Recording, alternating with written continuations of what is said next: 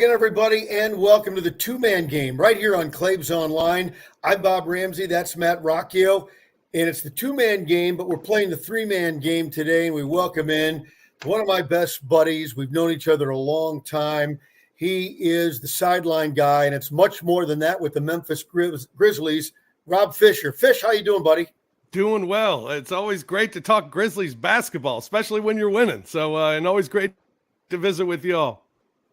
I'm surprised you're not still wearing a champagne-soaked T-shirt and division champion hat. Hey, listen, and giving it to us. I was disappointed last night when the Grizzlies, they won. They beat San Antonio, and with the win, they clinched the Southwest Division title, and it's the first time in franchise history that they've won a division title. And I was disappointed that it's not like baseball. In baseball, whatever you clinch, anything, you're having a celebration and you're spraying champagne and you're having a good old time.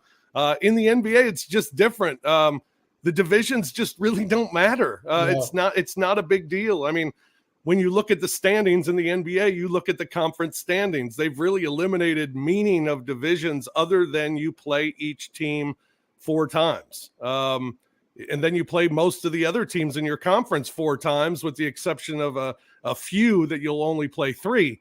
So I guess it's good for some rivalries, maybe, because you do play them more than others, but it doesn't matter. It doesn't clinch you anything. It doesn't give you home court advantage. There's really no benefit to winning it other than saying you won a division title. But I think for the Grizzlies to do it in their first time in franchise history, I think it's something to be celebrated, but something to not be flaunted. You're not going to unveil a banner, maybe put it up in the off season when no one's watching. And next year you have that banner to show you were division champs. But I saw one year we played Oklahoma City in the playoffs, and they had already put up their division banner for that season. And the reaction from everybody on the team was, really? I mean, what? And so that's something don't want to do. Don't want to flaunt it. But I think it should be celebrated for sure.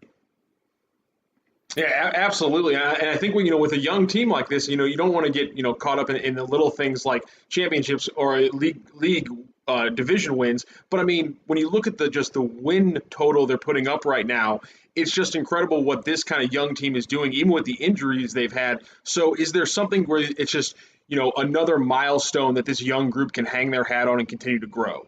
Absolutely. And I think every step along the way, everything that they have done, and it's all happened in the last 2 weeks, they won their 50th game of the season. They celebrated that. That's a milestone. It's good. It's a good mark to get. You get 50 wins in a season, wherever it lands in the playoffs, you're somewhere, and you've had a nice season. So that was something to celebrate. It was celebrated for a night, but everybody said the same thing. We're playing for much bigger things.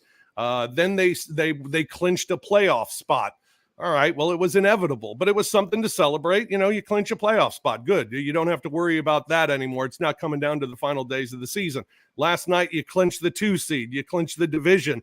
Just more milestones. You're 2 wins away from tying the franchise's all-time record for wins in a season. So if you break that, yeah, that's nice too. And it's something to celebrate. But this team and for how special of a season it has been, it goes from the coach down to the last player on the bench. It's about what's next. It's about the next day. It's about being better the next day. And these are nice accomplishments, but their goal is to be better tomorrow. And they want to be playing great basketball heading into the postseason and have their best then and go as far as they can go. So they're not resting on any of these accomplishments, which is great, because I think great teams don't rest on those sorts of accomplishments, but they are, it's in their mind. It feels like it's something that they did accomplish, and something along the way of the journey that you can celebrate. But like I said, you don't flaunt, because it's definitely not your end goal. Well, when I saw the Grizzlies in person in the fall, very early in the season, I was hooked immediately by the style of play, the overall talent. You've been with the Grizzlies how long? 15 years. 15 years. The numbers are obvious, but why is this team playing for now in their mind to play for a championship?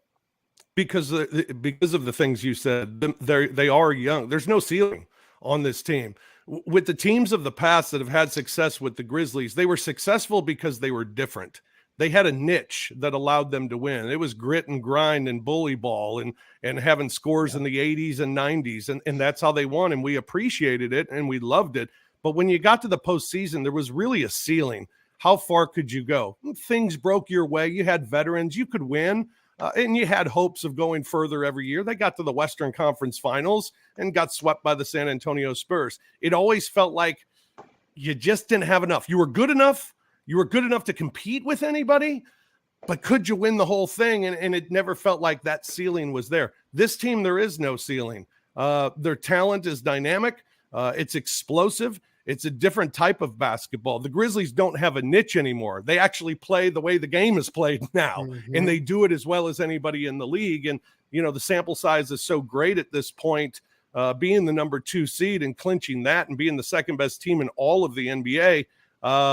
You know, it's just a different style, and the ceiling is different. I mean, we're already looking at this season, this first great season that this core has had. I mean, they made the playoffs last year, but lost in the first round. But this first great season that this core has had, you don't want to look back 5-10 years from now and say, boy, that may have been your best opportunity. So right. I think we're at that point now. We're looking at this team is a contender. To say they're not a contender is foolish because they are the second best team in the NBA. So that's what's different this year. I don't think past it was always, could they be a contender? Yeah, things go their way. This team, are they a contender? The answer is yes. And the way they've kind of hit a stride here over these last 6 games, they're shooting the daylights out of the ball from deep. Over 12 3-point shots made their last 6 wins. You know, Dillon Brooks has come back. He's giving them exactly what we thought he would: 17, 18 points, three rebounds. 3 assists, about around that, league average or above efficiency. And, now you got DeAnthony Melton contributing the way he is. Ja's obviously, hoping he comes back healthy. With the way this team has been building on these accomplishments, like you said, they've surpassed now every team in the East, and you've got a lot of great looks at those teams in the East. They are, like you said, the second best team in the entire league, not just the West, and it's pretty impressive the jumps they've made multiple times in this year. There was that jump in December. Now it's another jump here, in March, and there's been other ones kind of in the middle, but it just keeps going with that. The most ridiculous number for this team right now is that they're 19-2 when Ja Morant doesn't play. I mean, that's absurd. Yes. And, there are some people saying, well, that maybe should be why Ja Morant's not going to be the MVP. To me, Ja Morant's not going to be the MVP because he's going to miss 26 games when it's all said and done. But to diminish what he does for this team based on what their record is when he doesn't play is unfair. I think to me, the 19-2 without Ja Morant is just a sign of this team able to be what they are, even without their superstar player. Phoenix has done it all season. When they've been without Booker, when they've been without Chris Paul, they were still the best team in all of the NBA. It's why they are the 2 best teams in the NBA. Every team has gone through a lot this year, whether it's COVID protocols or whether it's injuries. Everybody goes through injuries. Everybody's gone through it. The Grizzlies, I think it's forgotten. The Grizzlies have gone through it. They've been without Ja for 26 games. They missed Dillon Brooks for the majority of the season. Jaren Jackson Jr. is just coming back from a serious injury and really didn't get going until about 20 games into this season. They've missed the guys with COVID and health and safety protocols throughout the year, just like every other team in the league. The difference is our others are better than your others. And that's why the Grizzlies and the Phoenix Suns are the top 2 teams in the league, because of their depth that they have. And that's just been proven all season long. For them to do what they've done without Ja is remarkable. But we want Ja back. And Ja's going to be back come postseason time. And I can't wait to see what he does on that stage, because he was phenomenal in his first go-around last year in Utah. Assuming health, first of all, I'm going to be the bad guy here, because I'm going to throw 2 jinxes at you at once. Assuming health, that's a jinx. And then looking too far ahead, but I know there was a drive-by. But I know there is I know that we in the media and fans do look ahead while the team has to focus on tomorrow. What will it take for this team to beat Phoenix? Well, I think a little bit of luck. breaks have to go your way. To win a championship, things have to go your way. And things have gone the Grizzlies' way this season. Yeah. And if it goes your way throughout this postseason to get to a Western Conference Finals against the Phoenix Suns, it's all hands on deck. Got to play your best basketball, and that might not be good enough. Phoenix is that good of a team, and they've proven it all season long. And the Grizzlies have gotten their number a couple of times head-to-head this season. So I think the confidence that this team has against Phoenix would be a big benefit because they have beaten them. They've beaten them on their home floor. So I think they'd go in confident and knowing that they can win. And maybe that confidence is enough. But again, you could play your best game as a team against Phoenix and they might match you. They're that good. So I hope it gets to that.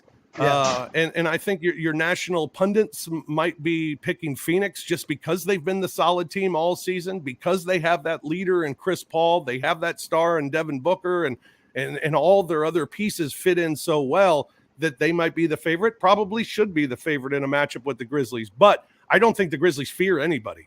Right. And I think they would go into that series believing that they should win and are very capable of winning. So I think that's what it wouldn't give them an edge, but it gives them a chance in that series. I don't think there's any definite way of saying how they do beat Phoenix. You just got to play your best basketball and hope that's enough. I mean, if Tyus Jones and D'Anthony Melton can continue providing this kind of spark, I mean, that could potentially be that, X factor, them continuing this from this late charge in the season. That could be the X factor in that series. Also, there's not a lot of teams that can, match up the size or even frustrate D'Anthony Ayton consistently, in the paint. You're looking at the league leader in blocks there in Jaren Jackson Jr. That's another thing I think they could have that a lot of teams, even, some of the bigger teams in the league, just they don't have that to that level. Well, and not only Jaren Jackson Jr., and then Steven Adams, who leads the league in offensive rebounds. I mean, he's just a beast. He gobbles up everything. It's amazing the years that this team had Zach Randolph, who was the king of rebounding, the king of the offensive rebound. I mean, we called him Z-bounds. It looked sometimes like he'd miss 3 shots just to get offensive rebounds, and then he'd knock the 4th one in. Steven Adams broke his record for offensive rebounds in a season this year, which is unfathomable to Grizzlies fans that that's even happened. So, Steven Adams has an advantage on most nights. Probably 28 of the 30 teams, he's got an advantage against them. So that's a huge benefit to have in the playoffs. And then with the length of Jaren Jackson Jr. and his only problem is getting into foul trouble. And in the playoffs, games called a little bit tighter. That might benefit him a little bit more. But he's so athletic and such a presence defensively that, the way the Grizzlies are playing defense, that gives them a chance to win every single night. Jaren has gotten to the point where you used to hope that it was, Jaren's going to give you 20. Well, now it's your hope is Jaren gives you a heck of a defensive performance throughout the game. What he gives you is fine. Usually that's between, 15 and 19. So you're still getting the offensive production, but what you're doing defensively gives you a chance every night. That's another reason why I think when this team takes the floor, they believe they can win on any given night because they're bringing it defensively from the start.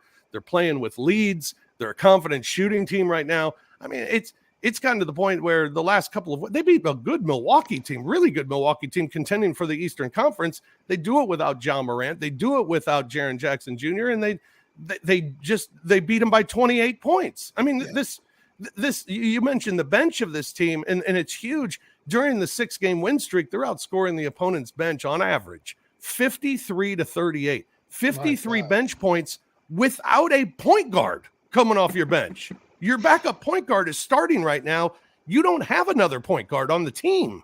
So it's basically by committee and you're scoring 53 points a game. I mean, that's how dialed in this team is right now. And I think you said in the postgame the other night, Tyus Jones has like 50 assists and like 3 turnovers. I mean, the way he's stepped in as a leader, like you said, sometimes you shorten benches, but when it comes to that Suns-Grizzlies series, if it happens, it'll be deeper in the playoffs. Obviously, it'll be Western Conference Finals. I wonder if this really will be one of the kind of the deeper, matchups we see across the board, and I really think that could tip the scales in the Grizzlies' favor. They're a fun team to watch, and also I think it's the storylines on this team is incredible. John Morant's so much fun. We saw a few weeks ago he got into it a little bit with a couple of Nashville kids who were in Stephen Curry jerseys, and then I saw the other night another St. Louis kid who's down in Memphis doing incredible work. Chris Vernon set it up so that you guys would get them Memphis Grizzlies basketballs, Ja Morant jerseys. He signed it for them and everything. So it's not just that they're fun on the court. This is an incredibly fun team to watch. I mean, you get mobbed half of the time you're trying to do a post-game interview because this team is just such good friends. They're just always in such a great mood after these games. It's like atmosphere. They're jumping on each other and celebrating, and they're all young, they're all close off the floor. It's a special group, and that goes to the head coach. Taylor Jenkins, when he came in, and he's a young guy.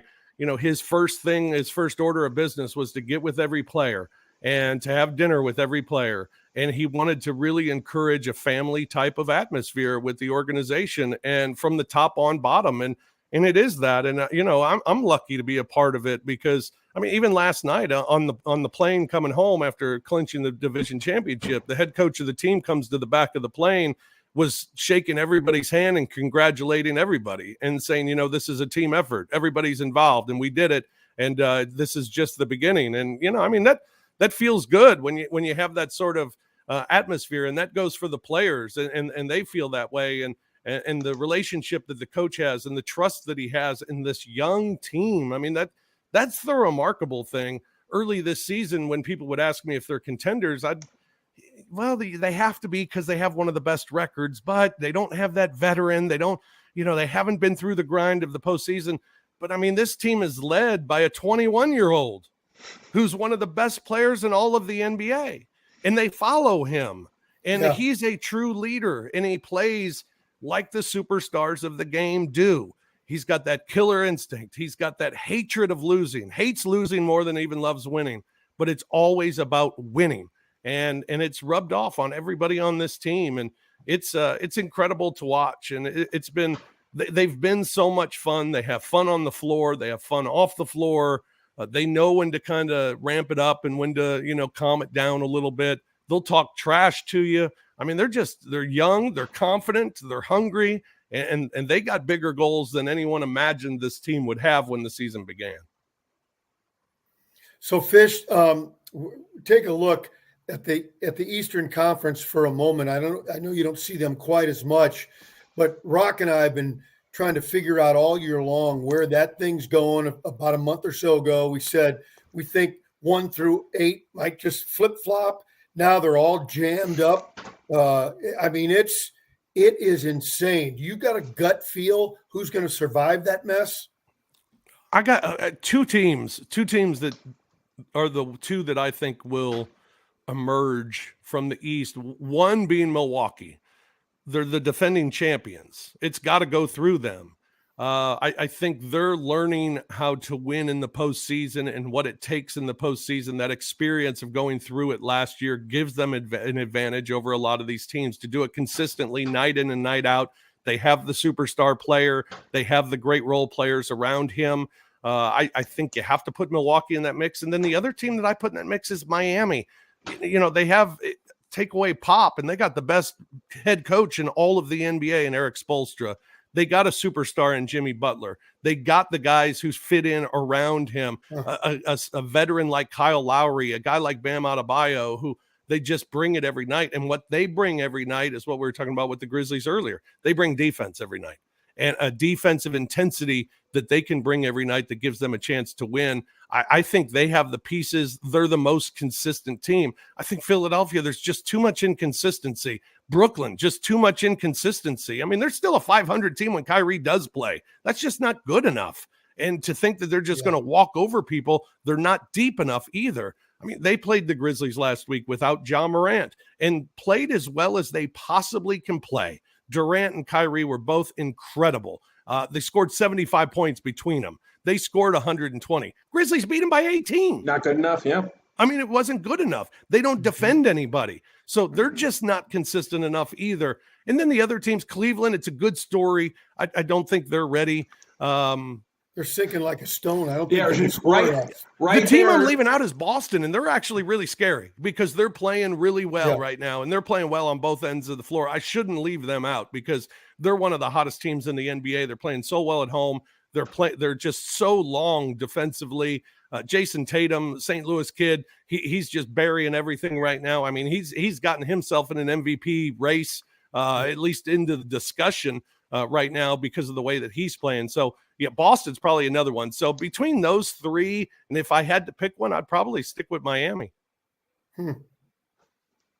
That's awesome. One other thing I want to talk to you about, because obviously, growing up in St. Louis, I read in a story that you carry photos of Jack Buck, Dan Kelly, and then is it Poyer? Am I saying that correctly? Yeah. Don Poyer, as your broadcasting icons. And obviously, I grew up very tail end, got to listen to a little bit of Jack Buck as a kid growing up as a Cardinals fan. And every week, I'm privileged to talk to now John Kelly. And I wasn't able to ever listen to Dan Kelly. But obviously, what does it mean to you, as you've gone through broadcasting and when you had that? Stop the show. What? WTF? What the? What? Boy. I mean, Rammer and Claves both were huge for me. And of course, Rammer and Claves. Yes, of course, obviously, huge things. But I was gonna say, because when he went through a crazy run of having to change the job in like 4 different days, doing 4 different jobs, you got a shout out from a guy like Joe Buck, and so what do obviously those guys mean to you, and obviously what does it mean to obviously have get a shout out from Joe Buck? I know you also got a letter from Don's widow when you were going through that kind of crazy run.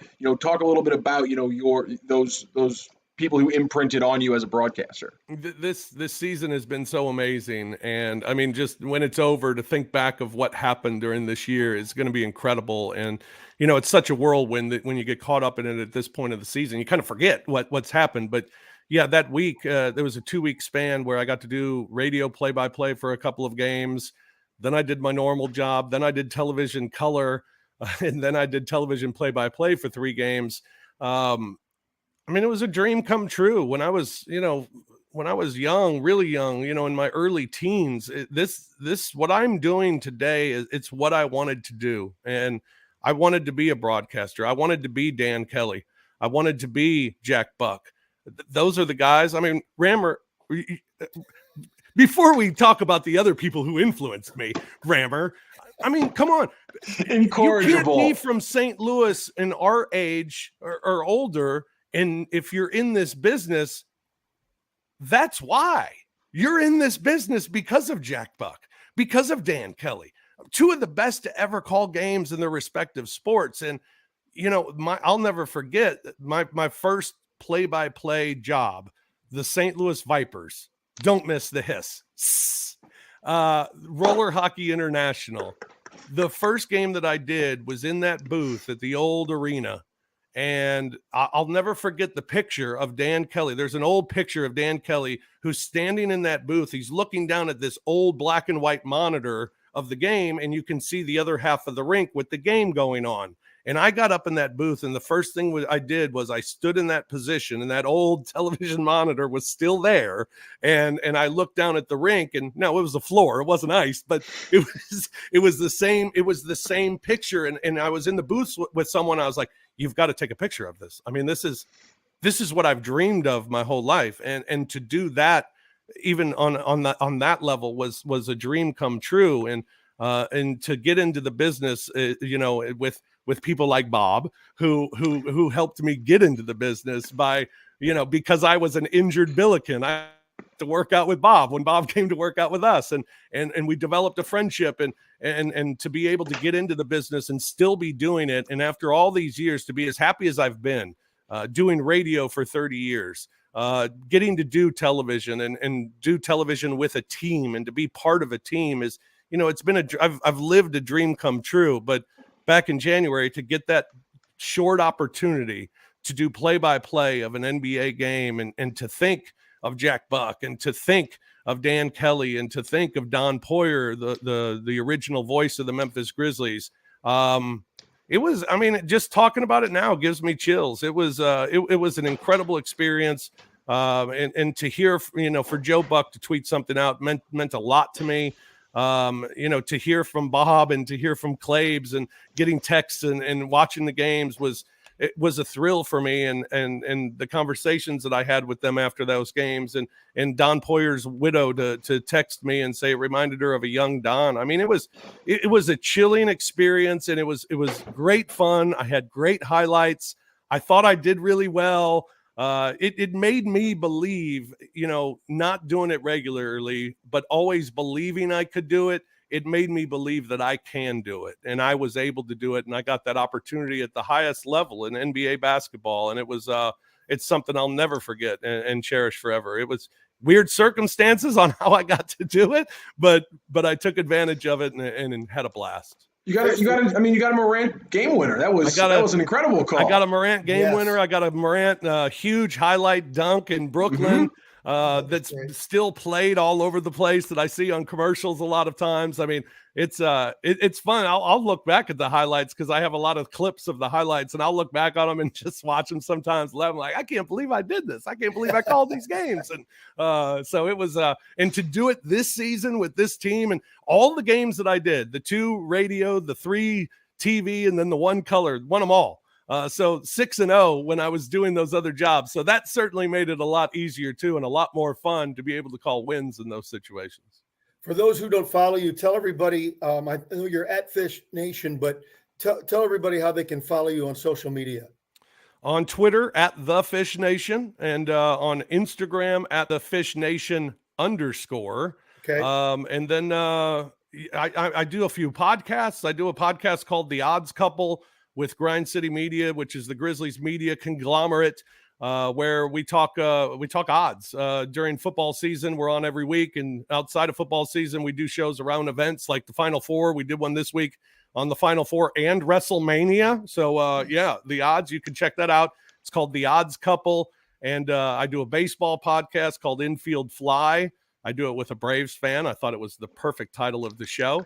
Sure. We do Infield Fly, which you can hear each week on Grind City Media as well. And then Brevin Knight and I. Brevin Knight, former Stanford great and longtime NBA player. He's the analyst for the Grizzlies. He and I do a podcast called Night Court. So I'm kind of the podfather all of a sudden. And then doing all the Grizzly stuff. So, it's a good run right now. So Infield Fly. Sorry, go ahead, Rammer. Go ahead, Rock. I was going to say Infield Fly in Atlanta. That reminds me, I did a podcast at Mizzou called The Fifth Down. Just bad idea, just great ideas all around. So, Fish, for those who haven't followed you yet, but they will now, on your sideline duties with the Grizzlies, along with your whatever is the it that you have, guys are willing to open up to you. They trust you, and you get good stuff. Some nights it's going to be typical because that's just the way it is. But a lot of times you get real good insight from players. Aside from that talent, tell everybody how you decided to dress the way you do for games and make it a thing. It was in 2000 and I want to say 2000 and let's see, I started in 2007. So this was 2009. And we were really bad. We were just a bad team. And we were playing in Milwaukee. And I went to lunch one day with our radio voice, Eric Hasseltine. And we walked by this fashion store, a men's fashion store. And there was this baby blue jacket. And it was baby blue. And on the back of the jacket had like an imprint of a sun in baby blue. It was like baby blue on baby blue, like the scenic back of the jacket. Sure. And I thought to myself, I was like, oh, and the Grizzlies colors, of course, are baby blue. Yeah. And I was like, oh, I need to get that jacket. And I brought navy pants. I could wear it with my pants, and let's go see how much the jacket is. And we go in, and I look at the jacket. I'm like, all right, I'm going to get this jacket. I'm going to wear it. It looks cool. And then on the way out, we saw these baby blue shoes. Yes. And I thought, go for it. Why not? So I get these baby blue shoes. I got on the bus. Everybody's just like, what is going on? What are you doing? And we showed up at the arena at the old Bradley Center, and the entire dance team for the Bucks, they were all sitting along the baseline, and they were like in between working out. And I was like, all right, let's test these shoes out. So I acted like I was on my phone, and I just casually walked, strutted in front of them. And apparently, from what I'm told, they all were like taken aback and just kind of looking like, what is this guy doing? And so everybody kind of laughed and enjoyed it. The fans got on me that night. We won the game in Milwaukee. So it kind of became a thing. And since then, I now have, I believe at last count, I have 65 pair of dress shoes, every color that matches every tie. I have about 150 ties. I have about 20 suits. It's, I try to wear something different every night, and I generally match my shoes with my tie or with my jacket, and they're very colorful. If you're familiar with the NBA, Walt Frazier, he's kind of an icon of mine as far as the fashion is concerned. Calvin Murphy in Houston, it's the same sort of deal. And so anytime I'm there in Houston or New York, or when I go to LA, I always have to bring my best. You know, a lot of people say it's like Craig Sager. Mine's more just the shoes. Craig was the whole ensemble. Jackets, yeah. Sometimes I'm the whole ensemble. Sometimes on the occasions that it's a big game, but every night it's the shoes. Jeez. So an ode to Craig, and it's just, it's something that's stuck, and it's funny. Crazy. Going into opposing arenas and opposing players, you know, they'll say something and point it out, or to just the ushers and the security from the other arenas, they remember. It's very memorable. And as I like to tell people, as I get older in age and I'm a sideline reporter, I like to take the focus as far away from the face as possible. So focus on my shoes, and I can keep my job for another decade. I was so glad Rammer took it this way, because I had two questions about that, which one, I wanted to hear how the players react to that. Also, but I saw that you had a red suede paisley loafers, which I thought was the ultimate shoe. I've never seen that before. My respect for you was already incredibly high. It jumped up another notch I didn't know was there. You missed one count, though, because you gave us suits, ties, and shoes. What is the pocket square count at? Pocket square is always big. Mark Spears, great writer from the Bay Area, one of the best NBA writers who's out there. He gives me credit for matching a pocket square with the shirt. Yes, most people will always match it with the tie. And a lot of nights I'll match it with the tie, but sometimes I'll match it with the shirt, and it accents the shirt a little bit more. He gives me credit for starting that trend. So the pocket square is huge. It's a must every single night. The socks also, I left out the socks. Yep. Socks always have to be on point. It's fun because this team, for how much fun they have, and we were talking about that earlier, and these walk-off interviews after wins, a lot of times the guys will come up and they'll give me trouble about my clothes, or even before the game, they'll come up and dap me up while I'm trying to do something on the air. And so it's kind of a thing that's taken off. I went to San Antonio last night and I had on red shoes, the red shoes you're talking about. Those were sweet. And the PR director for the Spurs is like, no, I thought you'd wear something a little flashier. I'm like, really? What do I have They to were do? Red suede paisley loafers. You can't get more. Like that's the level. I mean, that's the level. I've set a bar. My bar what is else too does he high. want? And you had like a placard tie with like the pocket square. I mean, I don't know what else people want from you. That was an incredible outfit. Come on. Well, thank you. I've set the bar too high for myself. So much is expected. I mean, some nights you play Indiana on a Tuesday. You just got to bring a black suit and maybe flare up the shoes a little bit. You know, you can't hit a home run every time you swing the bat.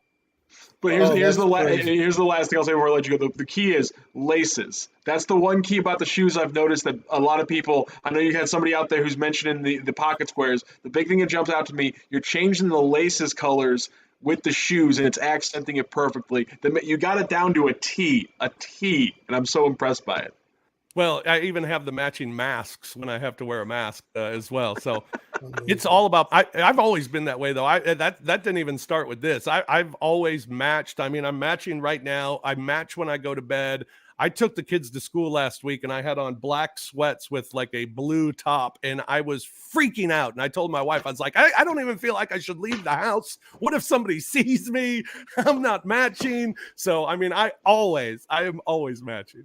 Well, it started when you were a kid. Probably you overdid Garanimals. Yes, Garanimal. I am a human. I'm so glad you said that, because I always tell people I'm the human Garanimal, and everybody's like, I don't know what that means. I guess that's an old thing. They got to look it up. Hey, a couple of quick hits, and we're taking too much of your time already. You've been all over the NBA for 15 years now. Might not be a fair question. What's your favorite city to visit? I think San Francisco.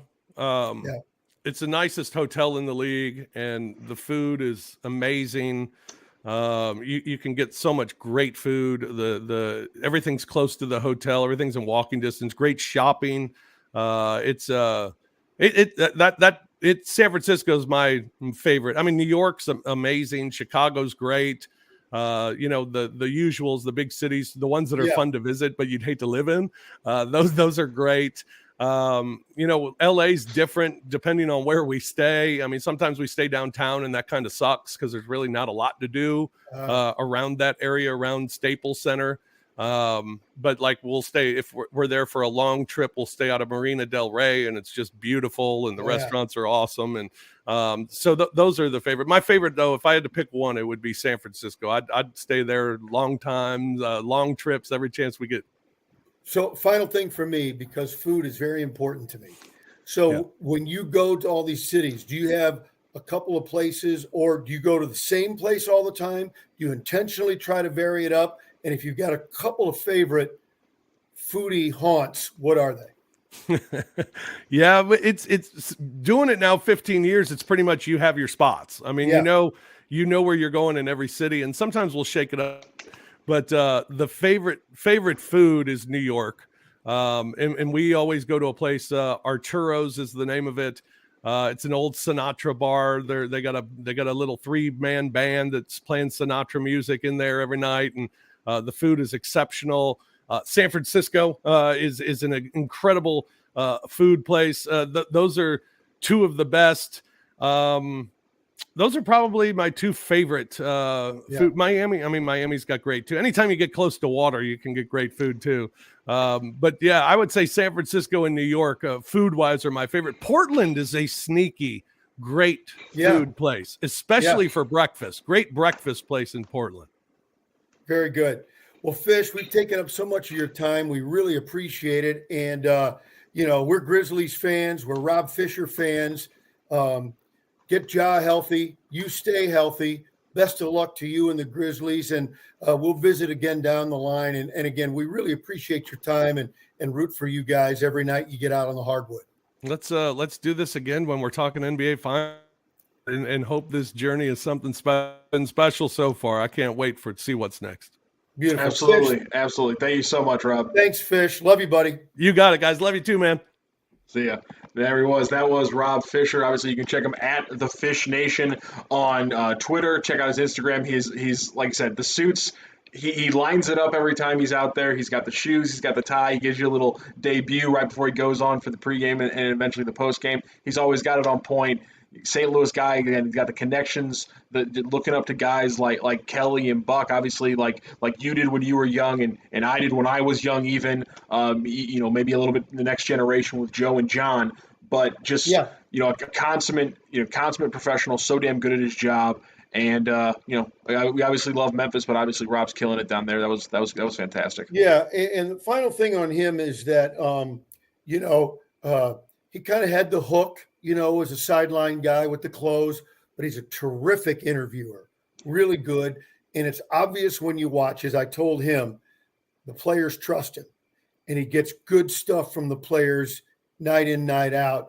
But the other thing he proved what a good broadcaster he was, because when they were hit with COVID, as we pointed out, TV play-by-play, radio play-by-play, TV color, plus his own sideline job, and he absolutely killed it. That's a great broadcaster. Absolutely. And some of the things he talked about at the end that I wanted to mention really quickly, because he mentioned the Celtics as we're looking kind of towards the Eastern Conference.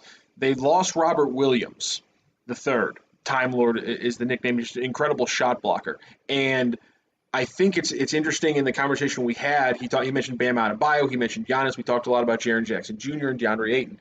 It really is incredible how the NBA has accentuated the big man game and how having a rim protector, even in a league where there's so much three-point shooting, having a rim protector is so important. And so losing a guy like Robert Williams is as big as losing a guy like Jaren Jackson Jr. would be for the Grizzlies. So that's something that he mentioned there at the end that we didn't get to talk to him about. That, man, the way that the game has shifted to a big man game, and you have Ja Morant's and you have Stephen Curry's, but you got Ayton's and you got Jaren Jackson Jr.'s, and you have a team like the Celtics shifting on the loss of a big man. And I just think that was fascinating, and kind of all the conversations we were having about big men really potentially imprinting on the Western Conference Finals and being a big part of it. We only have time for final four picks, so let's just throw them out there and break them down. I don't know if we're the injury on Villanova. I don't know if we're, overrating the injury. I don't know if these teams are as deep. In fact, I think maybe one of our topics on a future two-man game will be talking about how depth in college basketball, I think, is going to be a problem because of the transfer portal. I shouldn't say problem, but it's going to change the game a little bit. And we may be seeing that a little bit this weekend in the Final Four. So I think Kansas is a heavy favorite for me in that game. But sure enough, Villanova is going to show up. They're so well coached. And I think that game will come down to maybe who can get to the line the most. Not so much the percentage. They'll both do okay. They'll both have a good percentage. But who gets there the most, I think, will be a key. And then Duke, Carolina, there's so many storylines going with that. I'm kind of leaning Carolina, but it's probably a game. If I were a bettor, I would lay off. Who do you like? I'm gonna roll with the injury for Nova just being too much. I mean, Jay Wright is, excuse my French, no bullshit. And Villanova follows that lead, and so they're not going to be an easy out. But I mean, I just think Kansas's talent is just hitting a different level over the last couple of games. It's one of those times you saw it last year with Baylor, a good team that just starts clicking in the tournament, and all of a sudden just the dominoes keep falling. Same thing a little bit with Duke. I'm not so sure that necessarily they're that much better than UNC, because I do think Duke was a little bit overseeded. UNC was a little bit underseeded. Maybe not underseeded, but still. They're having some of their talent come along late, I guess I should say.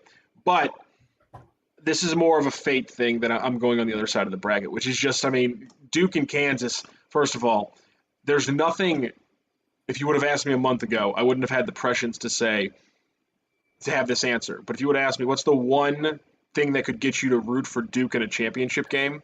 Well, ladies and gentlemen, it's if Kansas is on the other side of the court.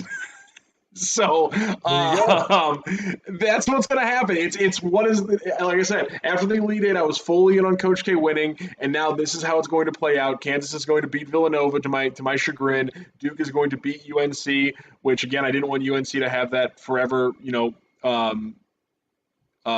jibe, on Duke, and then Coach K is gonna, take number 6 and take it away and stash it away, and Bill Self's gonna get nothing, and that's gonna make me a little bit happy. And so that's the way I see it playing out. It's really weird, and I can't believe it played out this way, but I'll take it. The other thing, we talk about the storylines, all the different angles you could take on Duke, Carolina, and then the other thing is simply Hubert Davis in his first year as head coach he's got him to the Final Four. Can he get him to the title and that sort of thing? That's a good story on its own. But then if it happens to be Carolina and Kansas, and you've got the specter of Roy Williams floating there over your head and going, that's some heavy duty. That's some heavy weight there. That's good too. Yeah. It makes it a great part of the story. So with that said, it'll probably be Duke Villanova. Look at these perfect storylines, and then it'll be the ones it'll be the one we didn't talk about, because that's been about our record so far in tournament talk. Yeah, I can't imagine you'll have bad games in these final 3 games.